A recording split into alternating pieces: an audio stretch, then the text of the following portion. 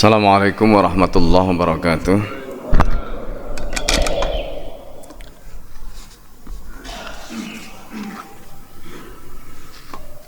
Bismillahirrahmanirrahim. Alhamdulillah wassalatu ala Rasulillah wa ala alihi wa sahbihi wa mawalah, la haula wa la quwwata illa billah.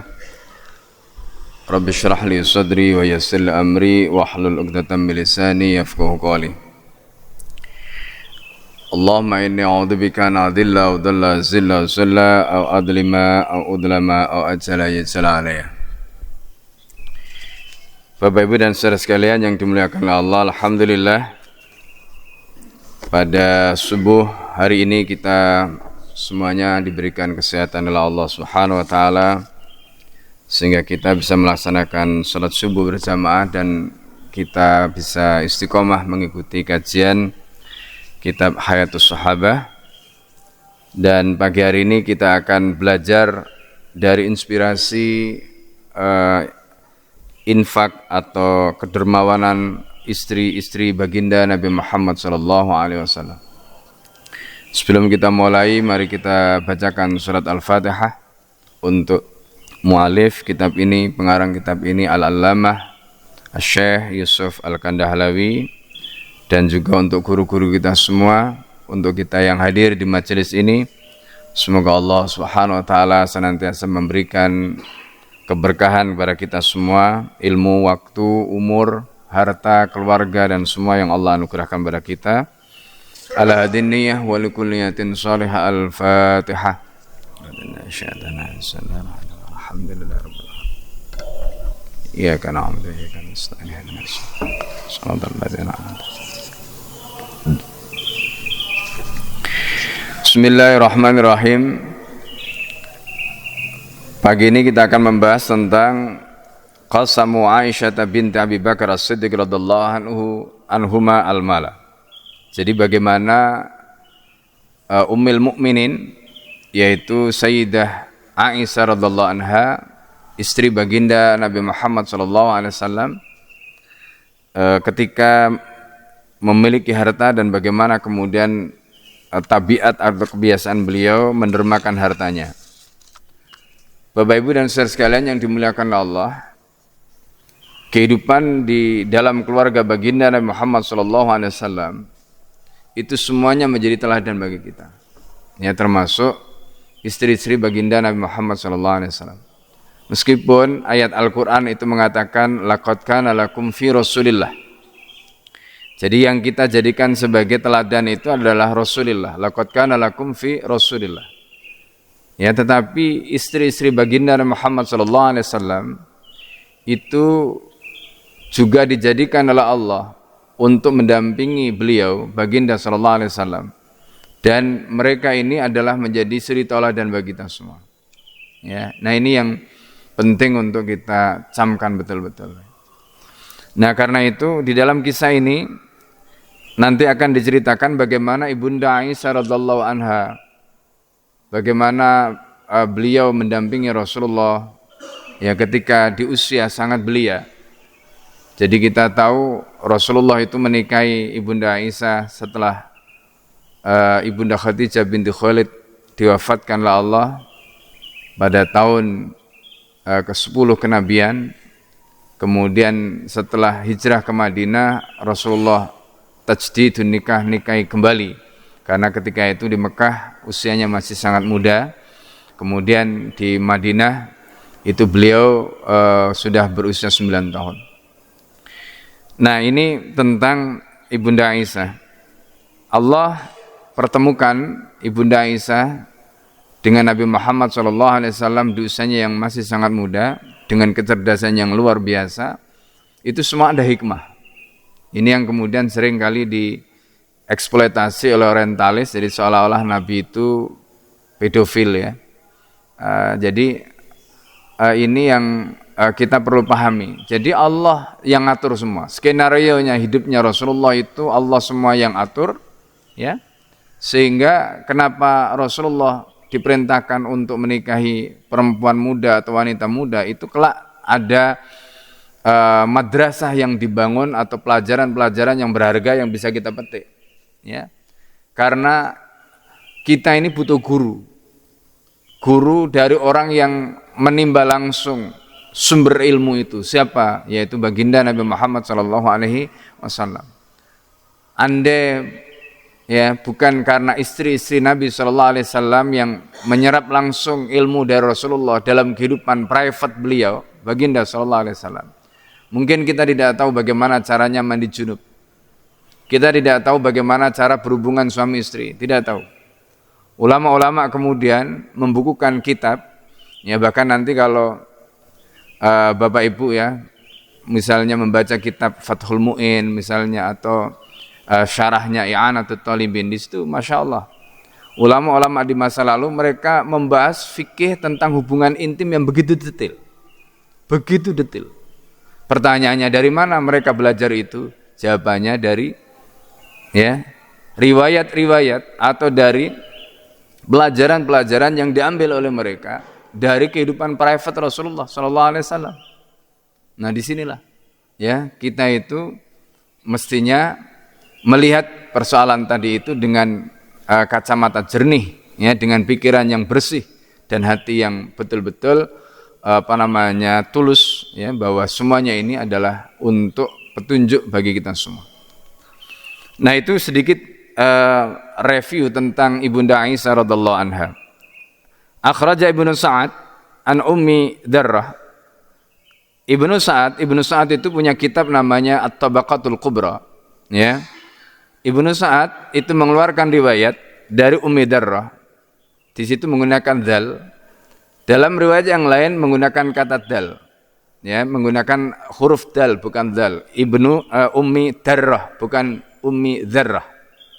Nah, jadi ada yang menyebutkan dal muhmalah itu berarti enggak ada titiknya. Kemudian ada yang mengatakan dal mu'jamah, karena mu'jamah itu berarti ada titiknya. Ya, ada yang menyebut dengan dzarrah, ada yang menyebut dengan darrah. Jadi ini juga ilmu, ya. Kadang-kadang kita ini di riwayat ini menyebutkan begini, dari ini begini. Itu biasa, ya. Qalat, kemudian Ummi Darrah atau Ummi Darrah itu berkata, Utiyat Aisyatu, Ibunda Aisyah pernah diberikan berapa? Bimi'ati alfin, 100.000. Nah di sini tidak disebutkan 100.000 itu dirham atau dinar. Tidak disebutkan 100.000 itu dinar atau dirham, tidak disebutkan. Maka kemudian fafarraqatha. Nah di sini yang luar biasa. Bayangkan ya, ini setelah wafatnya Rasulullah dan ummahatul mukminin ini sudah menjadi janda. Ya, sudah menjadi janda. Mereka ketika mendapatkan pembagian harta ini, karena begini, sejak zaman Umar bin Khattab radhiallahu an, ketika Umar bin Khattab itu menjadi khalifah, di sana itu ada namanya Diwanul Ata. Ya, diwan itu semacam sistem administrasi atau manajemen ya terkait dengan, jadi kalau sekarang kan kita itu ada bansos ya. Bansos gitu. Nah, sejak zaman dulu itu sebenarnya sudah ada yang namanya bantuan sosial itu. Tetapi di situ itu tidak dikhususkan untuk orang miskin. Kenapa bantuan sosial itu tidak dikhususkan hanya untuk orang miskin? Karena Islam itu berlaku untuk semua. Nah, adapun bantuan sosial itu untuk orang miskin itu sebenarnya adalah konsep kapitalis sebenarnya.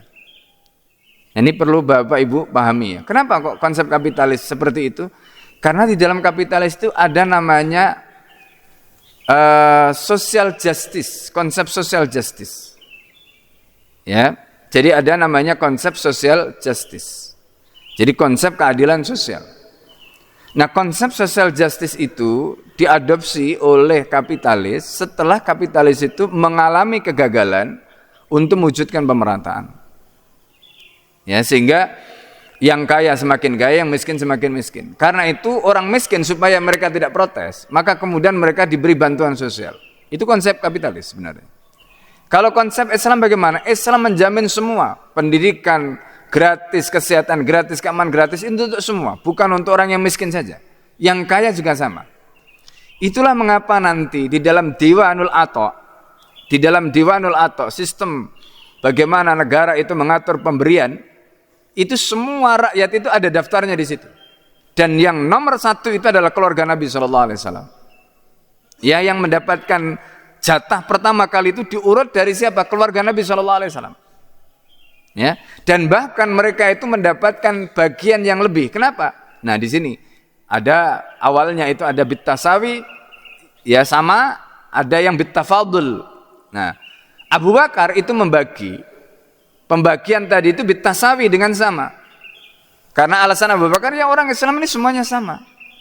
Ya, la fadla baina arabiyyin wa ajamiyyin illa bitaqwa. Kalau Rasulullah sudah mengatakan begitu, ya enggak ada bedanya orang Arab non Arab, semua sama. Illa bitaqwa, kecuali takwanya. Maka ini prinsip egalitarian ya di dalam Islam, sama semua. Itu prinsipnya Abu Bakar. Tapi Umar radhiyallahu an mansuh, ya, menghapus kebijakan Abu Bakar lalu kemudian mengganti dengan kebijakan yang lain, yaitu bitafadul, yaitu dilihat siapa yang punya jasa lebih. Itu masuk akal juga. Ya, masuk akal juga karena tidak mungkin orang yang baru masuk Islam mereka mendapatkan bagian yang sama dengan orang yang sudah senior, yang jasanya sudah begitu banyak kepada Islam. Ini penghargaan yang harus diberikan. Itu prinsip umat. Nah, itu namanya bitafadul. Ya, ini namanya bitafadul. Nah, Bapak Ibu dan saudara sekalian yang dimuliakan oleh Allah, jadi pada zaman Umar itu kebijakan Abu Bakar tadi rubah. Nah, karena itu kemudian di zaman Umar ketika sistem diwan, ya sistem administrasi tadi. Nah, administrasi itu macam-macam, termasuk tadi itu ada atau ya terkait dengan pemberian atau subsidi tadi itu. Nah, dari siapa dimulainya? Kata Umar bin Khattab, dimulai dari keluarga Rasulullah SAW.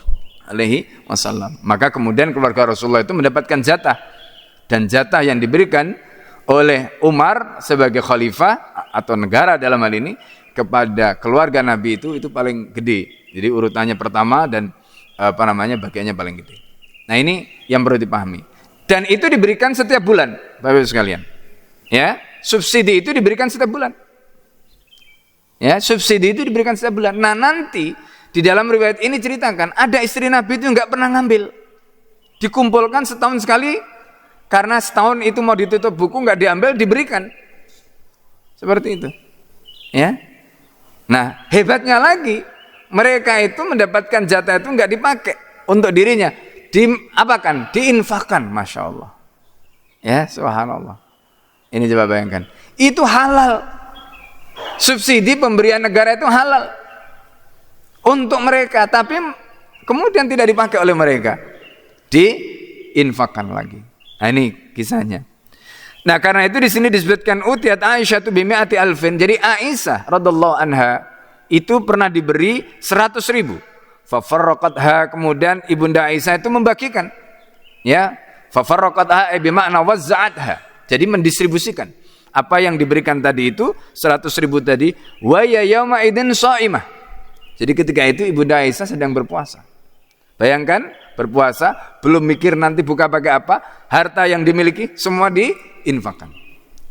Faqultu laha, maka aku kemudian berkata, aku memberikan pandangan, aku memberikan masukan kepada ibunda Aisyah. Siapa Ummu Darrah yang memberikan pandangan tadi? Ummu Darrah ini adalah budaknya ibunda Aisyah. Jadi Ummu Darrah itu adalah budaknya ibunda Aisyah. Jadi budak ini memberikan masukan kepada ibunda Aisyah. Amma istata'ati, apakah Anda tidak bisa? Fima anfaqti, bima anfaqti, yaitu dengan apa yang Anda belanjakan itu, antashtariya bidirham, yaitu gunakan untuk membeli dengan 1 dirham lahman, daging, tuftirina, yang Anda bisa gunakan untuk berbuka alaihi dengan daging itu. Jadi ini saran dari Ummu Darrah. Jadi Ummu Darrah memberikan saran, apakah tidak sebaiknya Anda gunakan, ya, maksudnya jangan Anda infakkan semua, nanti Anda buka pakai apa? Coba bayangkan. Jadi Anda mau buka pakai apa? Anda sisakan, ya paling tidak 1 dirham lah. Ya, 1 dirham itu nggak banyak. 1 dirham lah, karena dirham itu kan patokannya pakai perak. Kalau dinar pakai emas. Kalau 1 dinar lumayan, 4,25 gram, ya kan? Sekitar 4 juta lebih. Ya, kalau dirham nggak banyak. Nah, Maka kata Ummu Darrah tadi, apa nggak bisa Anda sisakanlah gitu 1 dirham, kemudian Anda gunakan 1 dirham itu untuk membeli daging gitu. Ya kan? Anda gunakan daging itu nanti untuk berbuka itu. Lalu kemudian apa yang terjadi? Kata Ibunda Aisyah radhiyallahu anha, faqalat, ini kata Ibunda Aisyah, "Lau kunti adzkartini," seandainya kamu mengingatkan aku tadi, maksudnya sebelum aku infakkan, kamu ingatkan aku, la fa'altu, aku sudah lakukan. Tapi karena aku baru mikir sekarang setelah kamu ngomong itu, setelah kamu beri masukan itu, ya sudah, gimana? Wong sudah dibagi, masa mau ditarik lagi? Jadi seperti itu gambaran bagaimana Ibunda Aisyah. Ya, bagaimana Ibunda Aisyah. Ini bayangkan ya, janda, tidak ada harta lain yang diwariskan oleh Nabi kepada mereka, kemudian tidak ada istilahnya yang dimakan untuk berbuka puasa, tetapi dengan enteng mendermakan hartanya. Dan itulah madrasah Rasulullah SAW. Ya, madrasah Rasulullah SAW yang bisa kita lihat pada sosok Ibunda Aisyah radhiyallahu anha tadi. Dan ini bukan hanya Ibunda Aisyah, Bapak-Ibu dan saudara sekalian. Nanti kita bisa melihat riwayat yang kedua. Ya, istri Nabi yang lain juga begitu, masya Allah. Ya, jadi di sini kita melihat, nah ini kita bicara laki-laki soal zuhud ya, zuhud. Jadi zuhud itu, dan itu menunjukkan kezuhudan keluarga Rasulullah, kezuhudan Ibunda Aisyah radhiyallahu anha. Orang zuhud itu bukan berarti orang itu nggak punya akses harta. Lalu kemudian dia bilang saya zuhud. Ya zuhud kalau dia tidak mampu untuk mendapatkan harta itu bukan zuhud namanya, itu terpaksa. Ya, jadi zuhud itu tidak begitu. Zuhud itu orang yang punya akses harta, lalu dia emoh dengan hartanya. Orang yang punya harta tapi dia tidak kemaruk dengan hartanya, itu zuhud namanya. Tapi kalau orang nggak punya harta, dia bilang saya nggak mau harta, apa yang dimaui wong dia nggak punya harta? Ya, apa yang dimaui wong dia nggak punya harta? Itu namanya bukan zuhud, itu namanya ajzun. Ya, wattirarun kata ulama. Itu namanya dia itu memang tidak mampu dan terpaksa. Gitu loh. Ya, terpaksa melakukan itu karena dia tidak punya akses tadi. Nah, jadi ini yang membedakan antara orang yang benar-benar zuhud dan orang yang terpaksa. Nah ini. Jadi apa yang bisa kita lihat dari Bunda Aisyah tadi, itu betul-betul gambaran tentang kezuhudan beliau yang luar biasa. Dan inilah madrasah Rasulullah SAW. Kemudian kisah yang kedua adalah kisah Ummul Mukminin Saudah binti Zam'ah. Ya, Saudah binti Zam'ah. Jadi kalau tadi itu adalah istri Nabi yang paling muda. Nah, ini Saudah ini ya, ini adalah istri Nabi yang ya usianya sudah tua, sudah sepuh. Qasam Ummul Mukminin Saudah binti Zam'ah radhiyallahu anha al-mala. Jadi bagaimana Ummul Mukminin Saudah binti Zam'ah radhiyallahu anha al-mala membagikan hartanya. Diriwayatkan akhraj Ibnu Sa'ad bi sanadin sahih. Ibnu Sa'ad telah mengeluarkan riwayat dengan sanad yang sahih an Muhammad ibn Sirin, dari Muhammad bin Sirin, anna Umar. Nah, ini zaman Umar. Tadi kita sudah ceritakan. Itu yang namanya Diwanul Ata itu ada pada zaman Umar. Ya, ketika Umar mengadopsi sistem diwan, ada menyebutkan diwan itu adalah sistem yang diterapkan oleh Romawi, ada menyebutkan diwan itu adalah sistem yang diterapkan oleh Persia. Setelah Umar bin Khattab melakukan penaklukan di wilayah Romawi dan Persia tadi, melihat ini kok bagus gitu. Ya, sistem administrasi. Jadi diwan itu sistem administrasi. Ya, sistem administrasi. Tidak ada hubungannya dengan pemerintahan. Jadi karena itu nanti jangan dihubungkan, loh kalau zaman Umar mengambil sistem diwan dari Romawi Persia, berarti kita boleh dong mengambil sistem demokrasi dari Barat. Itu berbeda. Ya. Nah, ini berbeda, ini dua hal. Karena itu Rasulullah SAW dalam hadis Muslim itu mengingatkan, ya, mengingatkan kita. Jadi di situ Rasulullah membedakan dua nanti. Ya, Rasulullah membedakan dua. Ya. Nah, ini. Apa kata Nabi? Idza amartukum fi amri dinikum fakhuduhu. Kalau aku perintahkan pada kalian dalam urusan agama, kalian ambil. Wa idza amartukum fi amri dunyakum fa inna ma ana basyarun mislukum, kata Nabi. Kalau aku perintahkan kalian dalam urusan dunia kalian, aku adalah manusia. dunia di sini dijelaskan dalam hadis yang lain, ya. Antum adra bi umuri dunyakum, kalian lebih tahu dalam urusan dunia kalian. Dijelaskan dalam hadis yang lain, yaitu tentang kasus teknologi, sains, ya, di mana Rasulullah SAW ya mendorong para sahabat untuk belajar tentang teknologi atau teknik penyerbukan kurma. Kurma itu tidak akan bisa tumbuh, tidak bisa berbuah kalau kurma itu tidak dikawinkan. Nah, jadi teknik penyerbukan itu yang disebutkan oleh Nabi, ya, antum adra bi umuri dunyakum. Nah, itu kaitannya dengan idza amartukum fi amri dunyakum fa innama ana basyarun mislukum. Itu maksudnya. Nah, jadi ini kadang-kadang orang salah menafsirkan hadis ini karena tidak menghubungkan hadis satu dengan hadis yang lain, ya, sehingga akhirnya dicampur, padahal ini dua hal yang berbeda. Nah, ini yang perlu kita pahami, ya. Itu sedikit catatan supaya kita tidak salah. Nah, kemudian di situ disebutkan anna Umar ba'atha ila Saudata radhiyallahu anhuma. Jadi Umar itu mengutus kepada Saudah radhiyallahu anhuma bi ghararatin. Bi ghararatin, ada yang membaca bi ghiraratin, ya. Ghararatin atau bi ghiraratin min darahima. Jadi ghirara atau gharara itu adalah wadah. Wadah yang di dalam wadah tadi itu diisi apa? Dirham. Ya, dirham itu berarti kepingan-kepingan, yang kepingan uang koin, jadi dinar, dirham. Dirham itu kepingan emas, kalau dirham itu kepingan perak, dinar itu kepingan emas. Ya. Dinar ini mata uang yang diambil dari Bizantin, sehingga ada istilah dinar Bizantini. Kemudian dirham itu diambil dari Persia, sehingga ada istilah dirham Sasanidi. Jadi dirham Sasanid itu Persia. Ya, ini. Nah, di situ disebutkan bahwa Umar itu mengirim satu wadah, yang wadah itu penuh dengan dirham. Ini jatahnya Ummul Mukminin Saudah binti Zam'ah. Itu tadi yang kita sebutkan. Faqalat, kemudian Saudah bertanya, "Ma hadhihi? Ini apa ini? Ini apa ini?"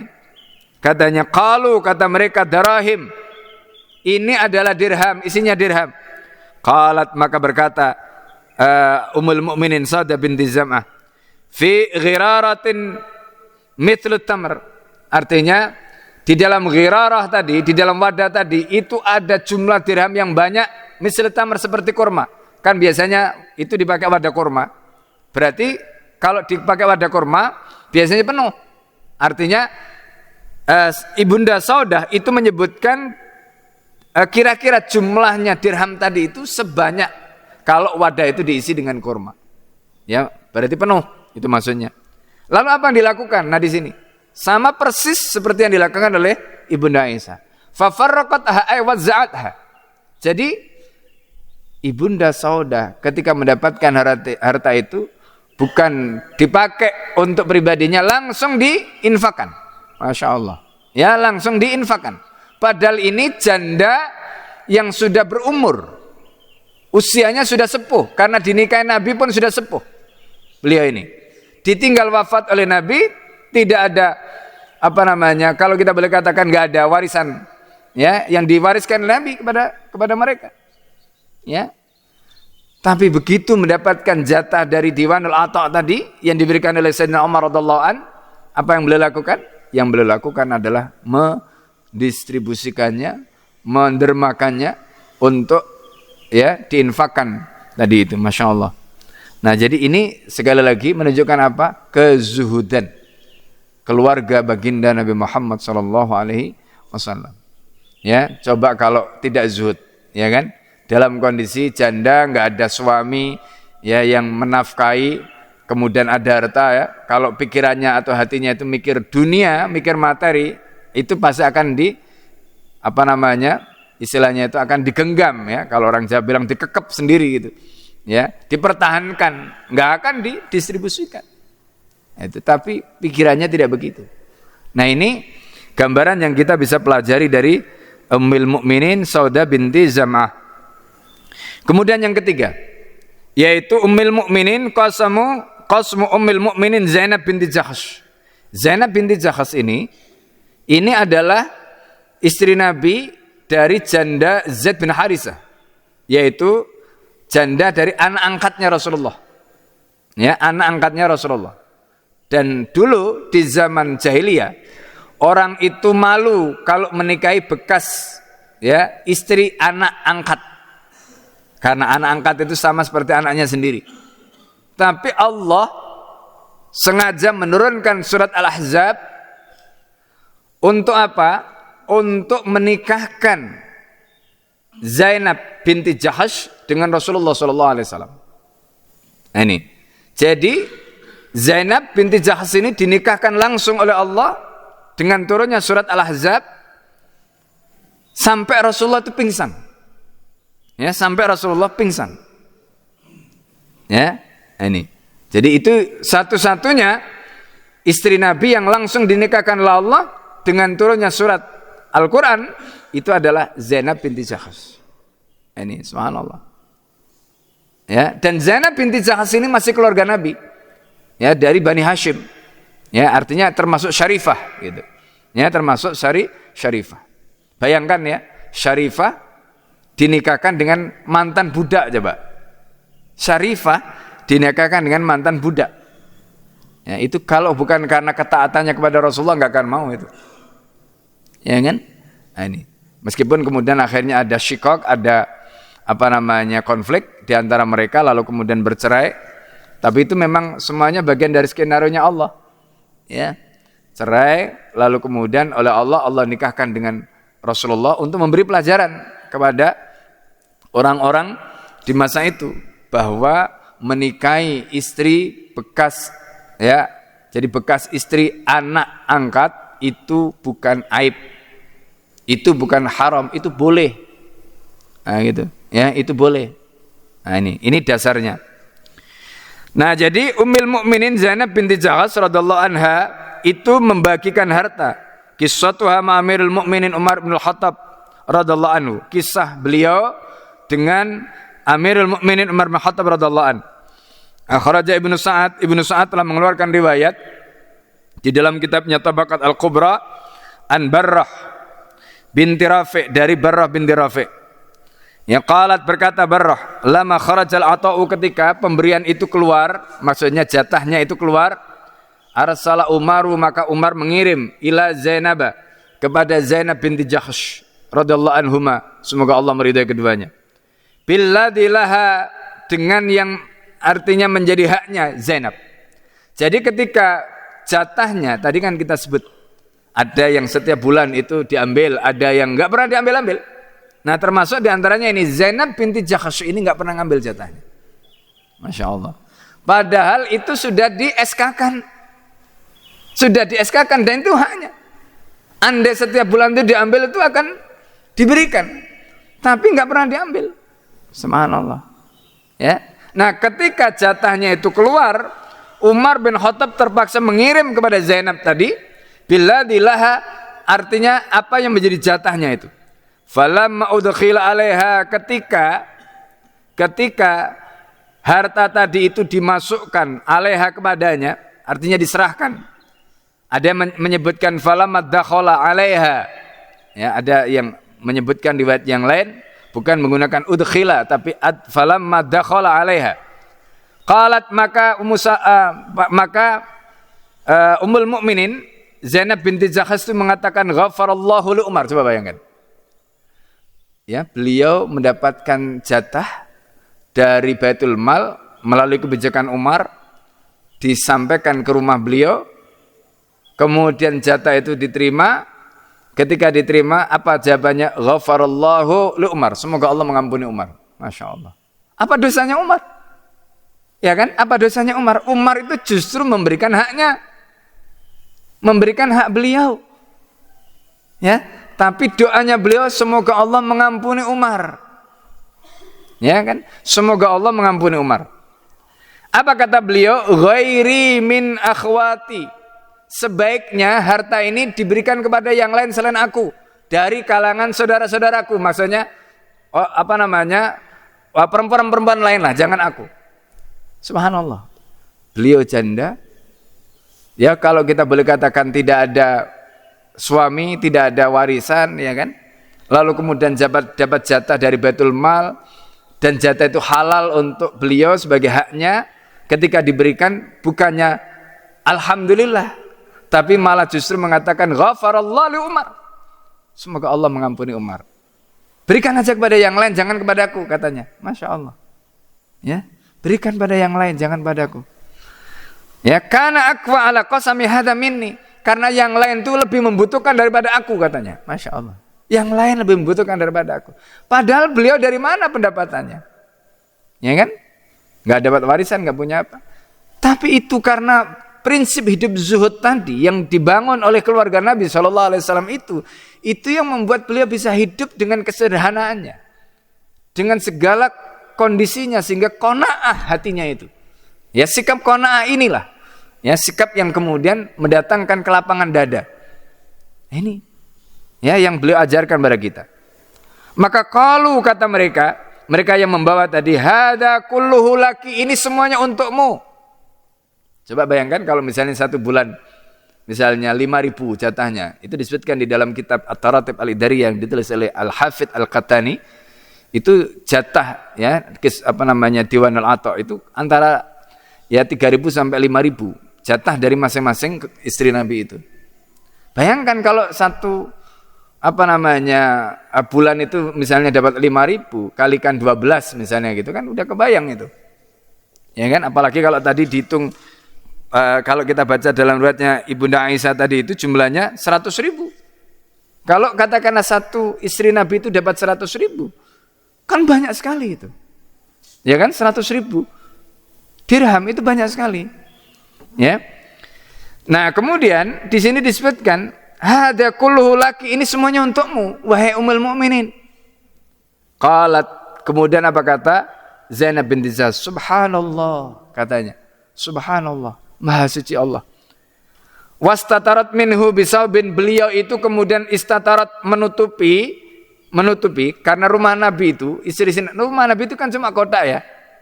Ya ruang tamu di situ, ya tempat tidur di situ, ya dapurnya ya di situ, cuma kotak. Itu disebutkan oleh Al-Allamah Syekh Rawaskol Aji dalam kitabnya Dirasat Tahlil li Syakhsiyatir Rasul, dan juga dalam kitab beliau Qiraah al-Siyasah, Qiraah Jadid al-Sirah Nabawiyah. Jadi rumah beliau itu cuma kotak. Jadi Nabi itu ya nerima tamu di situ, makan di situ, tidur di situ, sholat di situ. Kalau di rumah ya, kalau qiyamul lail macam-macam itu di situ. Jadi ketika ada tamu, maka kemudian di sini disebutkan wastatarat minhu, maka beliau segera menutupi dirinya dengan satir, dengan tabir. Bisaubin, di situ disebutkan dengan baju dari orang tadi. Waqalat, kemudian berkata, do'uhu, letakkan. Ya, kalian letakkan harta itu di situ. Watrahu alaihi sauban. Kemudian apa? Watrahu alaihi, dan kemudian kalian bentangkanlah, ya, alaihi, untuknya sauban, baju. Jadi coba bayangkan ya, beliau dapat harta, kemudian harta itu disuruh meletakkan di situ, ditaruh di situ, ya, anggaplah 100.000 tadi. Lalu kemudian belum minta kepada orang yang nganter tadi, orang datang, kalian bentangkan baju kalian. Lalu kemudian apa beliau lakukan? Summa qalat li adkhili yadaki, kalian masukkan tangan kalian, faqbidi minhu, kemudian ambil. Jadi orang ini disuruh ngambil dari balik tabir tadi itu, disuruh ngambil ya. Faqbidi itu berarti begini. Jadi dengan tangannya itu meraih, ya, kalau orang Jawa itu nyawuk ya. Nah, kalau bahasa Indonesia pakai apa itu? Nyawuk, diambil begini. Itu. Ya. Itu diraup. Ya, diraup, disaup. Itu. Diambil itu. Kemudian apa? Diambil. Lalu kemudian diberikan itu. Faqbidi minhu qubdatan. Jadi diambil satu begini. Taruh diri. Fadhabi biha, pergilah kamu bawa itu. Ila bani fulan. Jadi ibunda Zainab ini meminta kepada pembantunya tadi untuk membagikan. Ya, nah ini konteksnya berbicara dengan pembantunya. Meminta pembantunya untuk membagikan kepada, kamu datang kepada fulan, bani fulan min ahli rahimiyah. Ya, dari kerabat beliau. Wa aitamiha, termasuk anak-anak yatimnya. Suruh bagi ke sana. Faqasamathu, kemudian beliau membagikan harta itu hatta baqiyat minhu baqiyatun, sehingga tidak tersisa dari harta yang diberikan oleh Umar kepada beliau tadi kecuali sisa yang ada tahta sop di bawah baju. Lalu kemudian pembantunya tadi Barrah tadi, faqalat la Barrah, maka Barrah kemudian mengatakan kepada Ummul Mukminin Zainab binti Jahsh, ghafarallahu laki ya Ummul Mukminin, katanya. Semoga Allah mengampunimu wahai Ummul Mukminin, katanya. Wallahi, demi Allah, laqad kana lana fi hadza haqqun, sebenarnya kita punya hak di situ. Kenapa Anda tidak sisakan? Kenapa Anda semua bagikan, katanya. Masya Allah. Qalat, maka kemudian Ummul Mukminin Zainab binti Jahsh tadi mengatakan, falakum ma tahta saub, kalau kamu mau, hakmu ada di bawah, hakmu yang aku taruh di bawah baju itu, di bawah pakaian itu. Qalat, kemudian beliau mengatakan, fawajadna ma tahtahu, kami mendapati di bawah baju tadi itu masih ada khamsah wa samanina dirhaman, 85. Berarti yang diberikan Umar tadi itu jauh lebih banyak. Karena sisanya saja masih 85, ya, masih 85 dinar. Itu. Summa rafa'at yadaha, kemudian beliau mengangkat tangannya ila sama'i, berdoa ke langit. Nah ini, ya, ini beliau kemudian berdoa kepada Allah. Faqalat Allahumma, ya Allah, la yudrikni atau Umar, ya Allah, semoga pemberian Umar tidak sampai lagi kepadaku ba'da ami hada, setelah tahun ini. Coba bayangkan, ya, beliau mendapatkan jatah tahunan dari Baitul Mal, dan tahun itu beliau berdoa, ya Allah, Allahumma la tudrikni atau Umar ba'da ami hada, ya Allah, jangan sampai lagi pemberian Umar kepadaku setelah tahun ini. Dan apa yang terjadi kemudian? Famatat, kemudian beliau pada tahun itu diwafatkanlah Allah, sehingga tahun berikutnya beliau tidak mendapatkan jatah dari Umar karena sudah wafat. Doa beliau diijabah oleh Allah Subhanahu wa taala. Nah ini ya, kalau wali itu berdoa kayak begini nih. Ya. Jadi mereka ini adalah aulia Allah, para kekasihnya Allah. Jadi doa minta sama Allah, semoga ini pemberian terakhir dan tahun depan enggak ada lagi pemberian yang sampai kepadaku. Diijabah doanya oleh Allah Subhanahu wa taala. Ya, diijabah doanya oleh Allah sehingga tahun itu tahun terakhir dan beliau diwafatkan oleh Allah Subhanahu wa taala. Masya Allah. Ya, nah ini. Jadi kita di pertemuan yang lalu kita sudah cerita ya bagaimana kisah Zubair, ya kan, bagaimana karomahnya Zubair, ya, ketika beliau itu jadi wafat meninggalkan banyak harta dan kemudian hutangnya juga banyak meskipun belum punya aset. Itu kan beliau mengajari putranya Abdullah bin Zubair, jadi kalau nanti kamu kesulitan menyelesaikan masalah ayahmu, kamu sebut saja ya Maula Zubair, ya, wahai tuannya Zubair. Siapa yang dimaksudnya Maula Zubair? Bingung juga kan putranya ini. Ternyata itu maksudnya adalah Allah, Tuhannya Zubair. Ya Maula Zubair, iqdi dainah, engkau bayarkanlah hutangnya Zubair, lunas. Ya Masya Allah. Ini kalau doanya wali ya begini nih. Ya, kalau kekasihnya Allah itu berdoa itu Masya Allah, ya, doanya itu. Nah ini, ya, kadang-kadang kalau kita berdoa nggak tembus-tembus doanya. Nah ini, karena kata Nabi itu doa itu salah satu rahasianya kenapa doa itu mustajab, karena orang yang berdoa itu wara, orang yang berdoa itu zuhud. Kata Nabi SAW, wa anna yustajab, lo Anda itu minta doamu dikabulkan, wa anna yustajab, bagaimana mau dikabulkan? Ma'kalu haramun, masyrabu haramun, malbasu haramun, yang dimakan haram, yang diminum haram, yang dipakai haram. Begitu kok doanya minta diijabah oleh Allah. Ya, dari mana ceritanya? Nah, jadi kalau kita ini ingin doanya mustajab, bersihkan dulu, makanannya bersihkan, ya, pakaiannya bersihkan, minumannya bersihkan. Jangan sampai makan makanan haram, ya, minum yang haram, pakaiannya jangan sampai pakaian yang haram. Dan itu nanti Masya Allah ya, kalau kita punya anak, punya keluarga, kita kasih yang halal itu Masya Allah, itu Allah akan berikan nur di dalam hatinya itu. Mudah sekali ya Allah menata hidupnya, Allah tata. Itu kaitannya nanti dengan kebersihan tadi.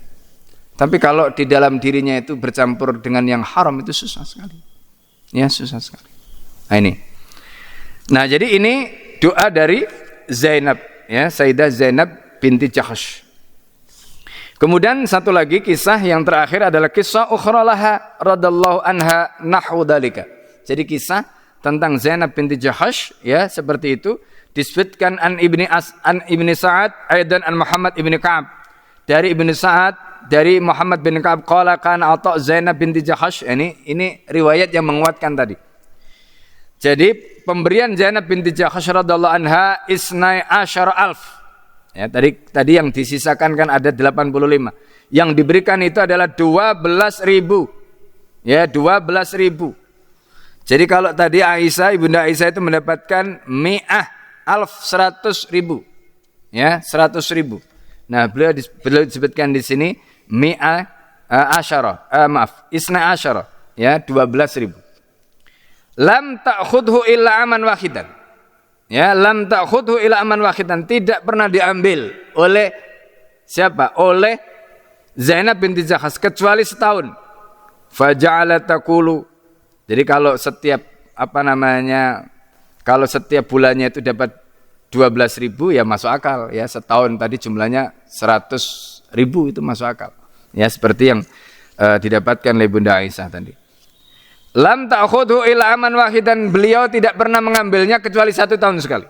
Faja'alat, kemudian beliau taqulu mengatakan Allahumma la yudrikni hadzal malu min qabilin. Ya Allah, jangan lagi harta ini sampai kepadaku min qabilin, maksudnya tahun depan. Fa innahu fitnatun, karena ini menjadi fitnah. Summa qasamathu. Jadi ini menjadi fitnah kata beliau. Apa ini maksud fitnah? Bapak Ibu, ya, dan saya sekalian dimuliakan Allah, fitnah itu bisa berupa nikmat. Fitnah itu bisa berupa kesulitan.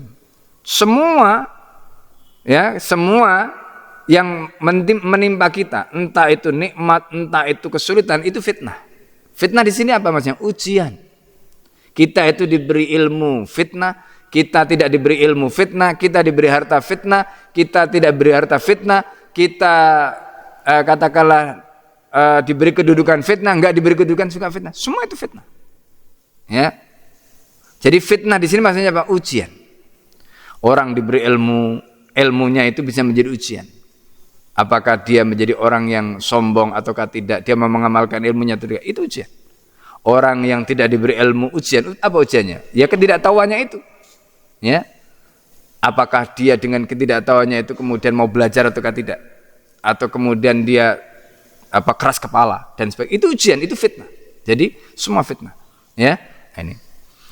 Nah, makanya di situ disebutkan kata beliau fa innahu fitnatun, itu adalah fitnah. Summa qasamathu, kemudian beliau membagikan itu ay waza'atu fi ahli rahimiha, kepada kerabatnya, wa fi ahlil hajati, dan kemudian kepada orang-orang membutuhkan. Fa balagha Umar radhiyallahu anhu, apa yang dilakukan oleh Zainab binti Jahash itu sampai ke telinga Umar. Ternyata apa yang diberikan Umar kepada Zainab tadi itu didistribusikan lagi, dibagikan lagi. Masya Allah. Faqala, Umar memberikan komentar, hadi imra'atun yuradu biha khairun, ini adalah wanita yang dengannya Allah menghendaki kebaikan. Masya Allah. Karena dari situ kita jadi punya contoh ya, punya keteladanan. Fawaqafa 'alaiha wa arsala bis salam.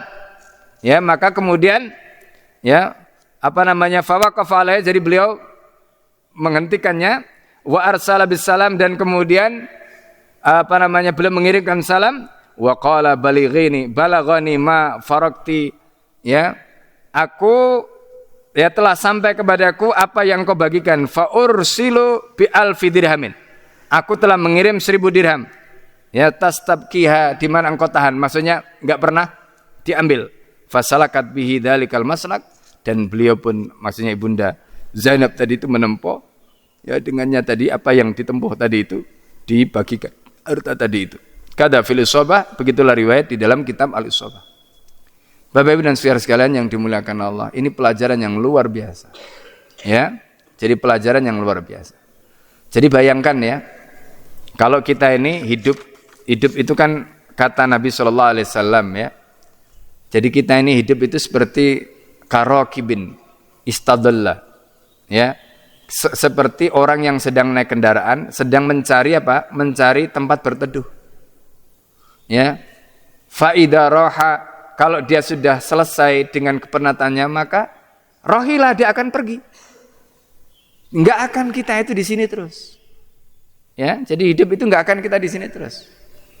Nah, disinilah maka Rasulullah SAW menyebutkan aqyasul kaisi at-taqwa. Jadi kecerdasan yang paling cerdas itu adalah takwa. Dan salah satu poin di dalam takwa yang dikatakan Sayyidina Ali itu adalah isti'dad liyaumir rahil. Jadi menyiapkan untuk apa? Menyiapkan untuk meninggalkan semuanya ini. Jadi kita itu jangan berpikir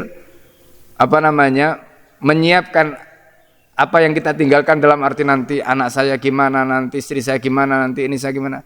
Itu ada yang ngurus nanti. Ada yang ngurus. Ya, Allah itu yang akan mengurus semua. Justru yang harus kita pikirkan adalah bagaimana saya, bagaimana kita masing-masing ini. Kalau sudah meninggalkan dunia, apa yang kita dapatkan? Makanya ketika sahabat Rasulullah SAW, ini ada riwayat ya yang menarik. Jadi ada sahabat Rasulullah SAW ketika ada yang meninggal, maka orang itu mengatakan, ya Rasulullah, matat fulana wastarahat. Ya Rasulullah, si fulana sudah meninggal. Jadi dia sekarang sudah bisa istirahat. Apa kata Nabi? Ya, dalam riwayat itu, riwayat Imam Ahmad hadis ini. Rasulullah SAW kemudian marah. Kenapa Rasulullah marah? Apa kata Nabi?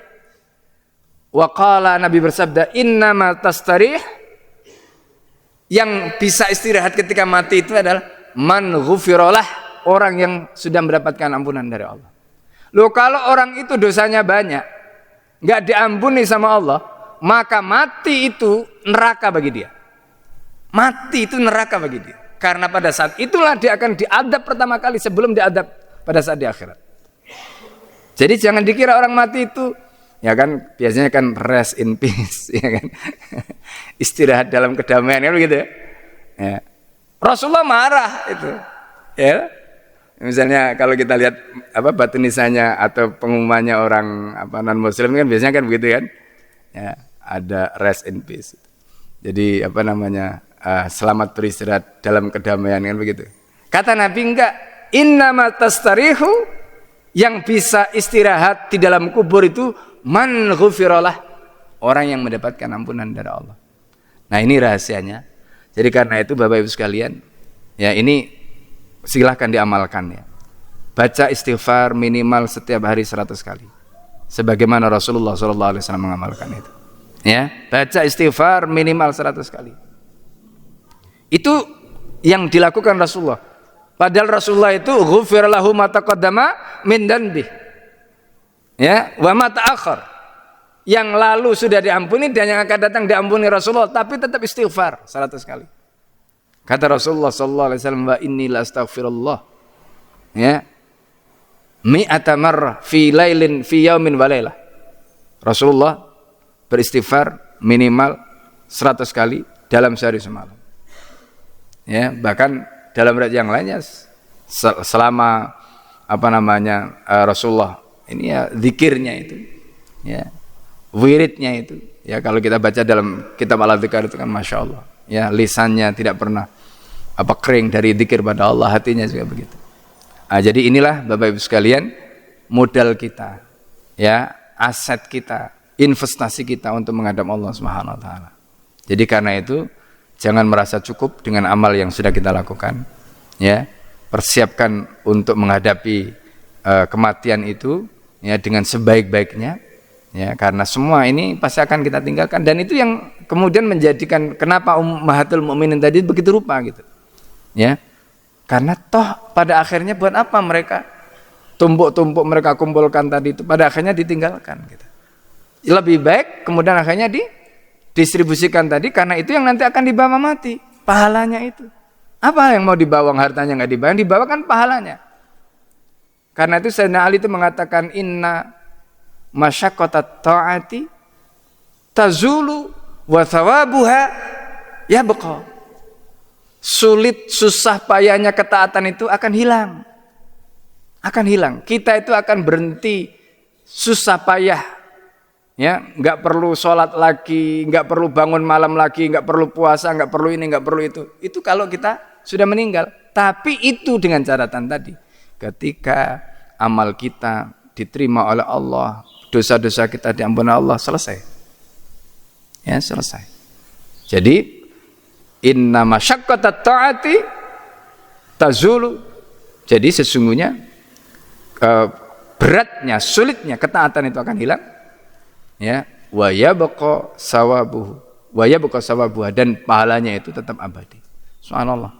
Ya, sementara sebaliknya, ya, wa inna laddatal maksiati tazulu. Ya, sementara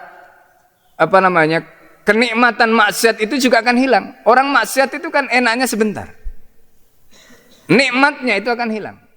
Wasatabqa, ya, atau wasayabqa iqabuha, sementara dosanya itu akan abadi. Nah, ini dosanya abadi. Itu kata-kata Sayyidina Ali. Ya, jadi karena itu Bapak dan saudara sekalian dimuliakan Allah, ya, semoga kita diberikan taufik oleh Allah, ya. Ya, taufik ini mahal, ya. Kita ini bisa duduk begini rutin yang ketika kajian ini taufik. Banyak yang tidak bisa duduk mendengarkan kajian, ya. Karena mereka tidak mendapatkan taufik sebagaimana yang istiqomah duduk. Kita mendapatkan taufik bisa sholat jamaah di masjid, itu taufiknya Allah. Ya, kita bisa istiqomah qiyamul lail, taufiknya Allah. Kita bisa istiqomah sholat duha, taufiknya Allah. Kita bisa istiqomah puasa Senin Kamis, itu taufiknya Allah. Jadi kita ini mendapatkan itu semua karena Allah yang memberikan taufik pada kita, bukan karena kehebatan kita. Jadi karena itu syukuri, ya, pegang teguh taufik tadi, jangan sampai lepas dari diri kita, supaya kemudian kita diwafatkan Allah dalam keadaan Allah memberikan taufik tadi. Ya, sehingga kita diwafatkan Allah dalam keadaan husnul khatimah. Baik, mungkin itu yang bisa Al-Fakir sampaikan di dalam kesempatan kali ini. Ya, kalau ada pertanyaan sebelum kita tutup, ya, kajian kita, silakan dari apa yang tadi sudah disampaikan. Kalau tidak ada, kita cukupkan sampai di sini. Kita tutup bersama-sama kajian kita pada pagi hari ini dengan baca doa kafaratul majelis. Subhanakallahumma hamdika asyhadu an la ilaha illa anta astaghfiruka wa atubu ilaik. Assalamualaikum warahmatullahi wabarakatuh.